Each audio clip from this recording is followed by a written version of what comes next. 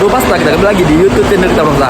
Kali ini tepatnya tanggal 7 Juni 2024 kita coba melihat unit keberangkatan Bangsa dari terminal tipe API Ilang menuju Medan, Sumatera Utara Bangsa.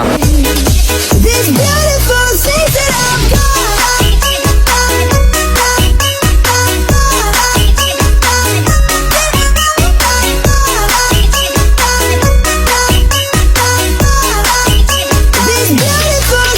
Bangsa. Nah, ini ada unit ketiga. Yang pertama tadi sudah berangkat. Yang pertama Sepati Star, disusul dengan dari PO Atlas, dan yang ketiga ini ada unit Putra Pelangi Perkasa Bangsa.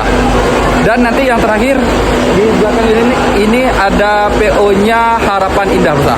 Nah, ini di samping saya ada teman saya nih, Bang Eri. Bang Eri ini adalah penguji kendaraan bermotor nih. Mas, gimana Mas keberangkatan unit untuk dari terminal tipe API Ilang menuju Medan? Kira-kira ini unit Putra Pelangi ini udah dilakukan inspeksi keselamatan belum nih Mas? Ya, sudah. Sudah Mas ya? Untuk pengecekan seperti pengiriman lampu, ban, semua dalam kondisi baik ya Mas? Dalam posisi Ya. baik jalan. Ya.